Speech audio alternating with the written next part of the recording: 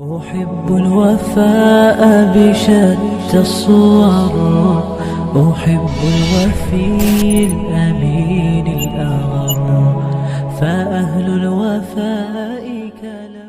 ارشاد فرمایا جو اللہ سے ڈرے اللہ اس کے لیے راستے کھول دیتا ہے، اور اللہ اس کو وہاں سے دیتا ہے جہاں سے اسے گمان بھی نہیں ہوتا.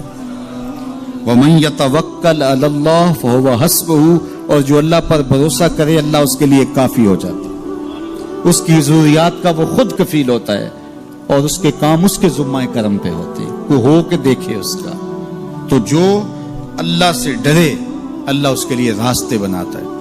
حضرت عوف بن مالک رضی اللہ تعالی عنہ الاشجعی حضور کی خدمت میں حاضر ہوئے اور عرض گزار ہوئے کہ میرا بیٹا سالم مشرکین کی قید میں ہے اور میں فاقوں کی حالت میں ہوں. تو فرمایا آل محمد کے پاس ایک سیر جو ہیں، بس اس کے علاوہ ہمارے پاس بھی کھانے کے لیے دنیاوی اسباب نہیں ہیں.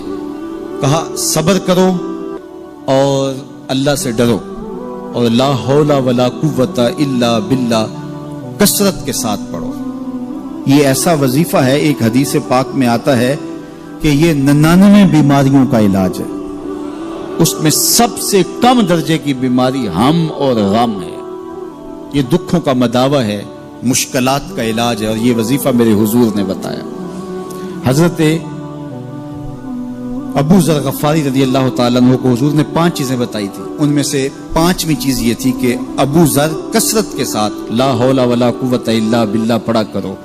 فرمایا عرش الہی کے نیچے ایک خاص خزانہ ہے، یہ وظیفہ وہاں سے آیا ہے. یہ زندگی میں معمول بنا لو، جب پھنس جاؤ مشکلات میں آ جاؤ تو لا حول ولا قوت الا باللہ پڑھو، اللہ راستے کھولے گا. تو حضور نے 3 چیزیں فرمائی، اللہ سے ڈرو، صبر کرو، اور کثرت کے ساتھ لا حول ولا قوت الا باللہ پڑھو. وہ فرماتے ہیں کہ میں یہ عمل شروع کیا، ابھی گھر میں بیٹھا ہی تھا کہ دروازے پہ دستک ہوئی. تو میں اٹھا کہ دروازہ کھولوں دیکھوں کہ کون ہے. تو دروازہ کھولا، دیکھا میرا بیٹا کھڑا ہے اور اس کے پیچھے 100 اونٹ کھڑے ہیں. تو میں نے کہا کہ تم اور یہ اونٹ؟ کہا مجھے موقع لگ گیا، میں ان کی قید سے بھاگ آیا اور آتے آتے ان کے 100 اونٹ بھی ہانک لایا ہوں. وَيَرْزُقْهُ مِنْ حَيْثُ لَا يَحْتَسِبُ، وہ تمہیں وہاں سے رزق دے گا جہاں سے تمہیں گمان بھی نہیں. اس کے ہو کے تو دیکھو. اللہ اکبر. اللہ کے ہو جاؤ تو پھر وہ تمہاری ضرورتوں کا کفیل ہو جائے گا. فرمایا حضرت عبداللہ ابن مسعود رضی اللہ تعالیٰ عنہ نے کہ کسی شخص کو فقر و فاقہ آ جائے تو وہ لوگوں کو بتائے کہ میں آج کل بڑے مشکل حالات میں ہوں، ہر وقت لوگوں کو بتاتا رہے تو اس کی مشکل بڑھے گی، اس کی مشکلیں آسان نہیں ہوں گی اس طرح. اور اگر وہ اپنی اس مشکل کو کسی سے شیئر نہ کرے بلکہ مصلی بچھا کے اپنے رب سے کہے کہ مالک فقر و فاقہ آ گیا ہے اور اس کا علاج تیرے پاس ہے، اس مرض کا مداوع تیرے پاس ہے.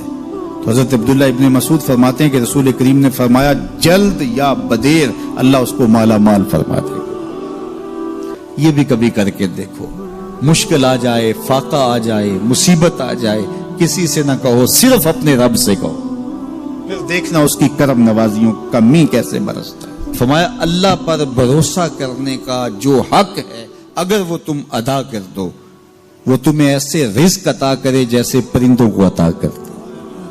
ہم تو دکان پہ جانا ہوتا ہے، فیکٹری میں جانا ہوتا ہے، ہم اپنے کاروبار پہ جانا ہوتا ہے، نوکری پہ جانا ہوتا ہے، مزدوری پہ جانا ہوتا ہے، ہمیں پتہ ہے کہاں آج صبح جانا ہے. لیکن پرندوں کو کوئی پتہ نہیں ہوتا کہاں جانا ہے. راس المال بھی نہیں ہوتا لیکن صبح نکلتے ہیں، شام کو کبھی بھی خالی پیٹ نہیں آئے. بن توکل پنچھی اڑ دے، خرچ نہ پلے زیرا ہو. گھر سے خالی پیٹ نکلتے ہیں، جب واپس آتے ہیں تو پیٹ بھرے ہوئے ہوتے ہیں، اور پھر جو ان کی ضرورت ہوتی ہے اللہ وہ ساری ضرورتیں پوری کرتا ہے، جو ضرورت ان کی ہوتی ہے. یہ شیر کتنا گوشت کھاتا ہے اللہ روز اسے دیتا ہے. یہ ہنس روزانہ سچے موتی کھاتے ہیں، اور آپ مارکیٹ میں لینے جائیں لاکھوں روپے لگا کے تولے ماشے کے حساب سے آپ خریدتے ہیں، پھر بھی آپ کو یقین نہیں ہوتا کہ یہ سچے ہیں یا 2 نمبر ہیں. اور ہنس دنیا پہ کروڑوں جانور پائے جاتے ہیں، روز کھاتے ہیں، صبح بھی شام بھی دوپہر بھی پیٹ بھر کے کھاتے ہیں، اللہ روز انہیں عطا کر۔ کہا اس پہ بھروسہ تو کر کے دیکھو، وہ تمہاری ضرورتوں کا کفیل ہوگا، اس پہ بھروسہ کرو گے وہ تمہیں وہاں سے دے گا جہاں تجھے گمان بھی نہیں ہوگا۔